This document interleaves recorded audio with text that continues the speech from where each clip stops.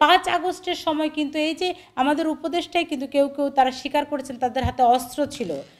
যদি সেনাবাহিনী সেনাপ্রধান যদি শেখ হাসিনাকে দেশের বাইরে চলে যেতে সুযোগ না করে দিতেন তাহলে তারাই তাকে অস্ত্র দিয়ে মেরে ফেলতো, এবং তা না অনেক বেশি রক্তারক্তি হতো সারা বাংলাদেশে।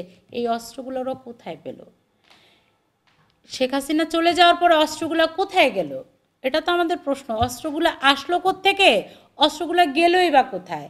আবার এই উপদেষ্টার মধ্যে কেউ কেউ তারা স্বীকার করেছে যে ওই সময়ের পরে কিন্তু তারা আমেরিকান অ্যাম্বাসির সাথে বৈঠক করেছে। এই সুযোগ তারা কিভাবে পেল? আমেরিকান অ্যাম্বাসির সাথে তারা আলাপ করার সুযোগ কোথায় পেল? তাহলে প্রত্যেকটা জিনিস কিন্তু ছক কাটা, হ্যাঁ, 1 2 3 4 করে ছক কেটে কেটে তারপরে তারা একটা নকশা সাজিয়ে প্রথমে তারা কোটা বিরোধী আন্দোলন করেছে, কোটা থেকে বলেছে 1 দফা 1 দাবি, শেখ হাসিনা কবে যাবি, তারপরে তারা ওই কোটায় কিন্তু উপদেষ্টা হয়েছে, তারপর আবার ওখান থেকে তারা পদত্যাগ করে আবার দল গঠন করেছে। এই দল থেকে এখন আবার এমন অদ্ভুত অদ্ভুত কথা বলা হচ্ছে যেটা দেশের মানুষ খুব হতাশ। ব্যবহার করতে পারে আমাদের নারীদেরকে ইচ্ছামতো পণ্য হিসাবে, তারা যা ইচ্ছা তাই করতে পারে। এই সমস্ত হুজুরদেরকে ধরে ধরে শাস্তি দেওয়া উচিত এবং দেশের আইন ব্যবস্থা কঠোর করা উচিত, যাতে গত 8 মাসে আমরা এখন কেউই নিরাপদ না।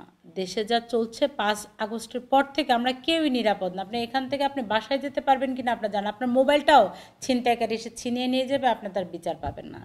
আরে আপনার মামলায় নিবে না কেউ, থানায় কোনো মামলা নেবে না। সিসি ক্যামেরা থাকলেও রাস্তায় সেই সিসি ক্যামেরার বেশিরভাগ সিসি ক্যামেরাই বিকল, কাজ করে না সিসি ক্যামেরাগুলো। আমরা ঢাকার বাইরে যাব, এই যে সামনে ঈদ আসছে, মানুষ ঢাকার বাইরে যাবে আনন্দ নিয়ে যাওয়ার জন্য তারা ভয় পাচ্ছে, কারণ পথের মধ্যে তো ছিনতাইকারী ধরতেই পারে, ডাকাতি হতেই পারে, বিচার পাবে না কেউ, মাঝখান দিয়ে সম্পদ হানি হবে, মানুষের জীবন মাল লুটপাট হয়ে যাবে। কিন্তু এগুলা দেখার উচিত ছিল কাদের? সরকারের।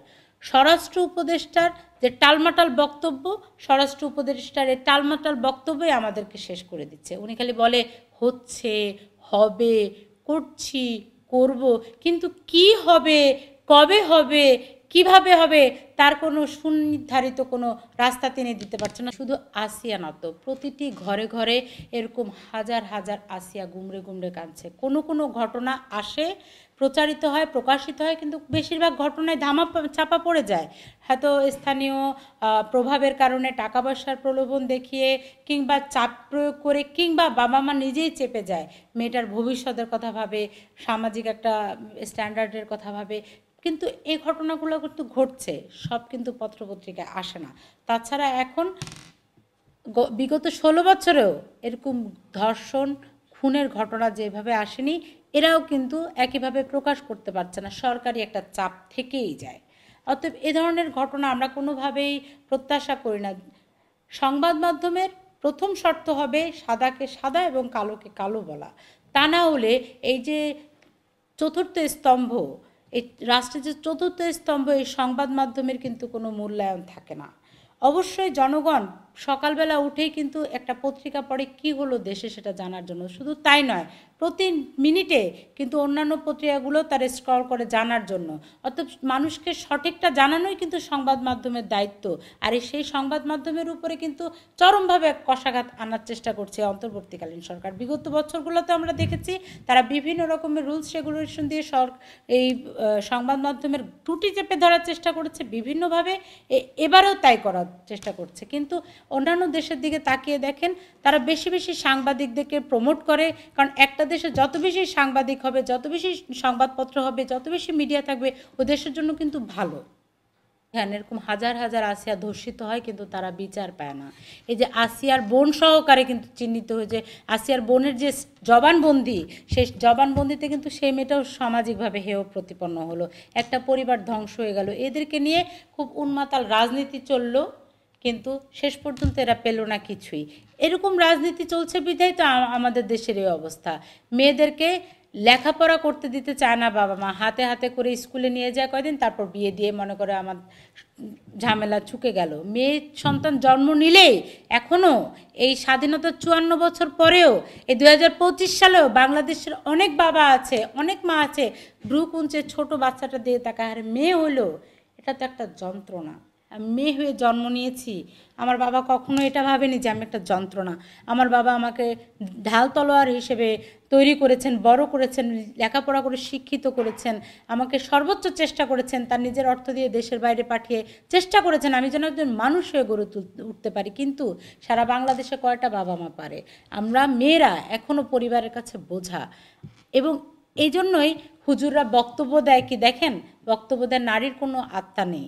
এই নারীকে স্বামীরা ইচ্ছে করলে চেয়ার টেবিল মতো বিক্রি করে দিতে পারে, ব্যবহার করতে পারে, আমাদের নারীদেরকে ইচ্ছা মতো পণ্য হিসাবে তারা যা ইচ্ছা তাই করতে পারে।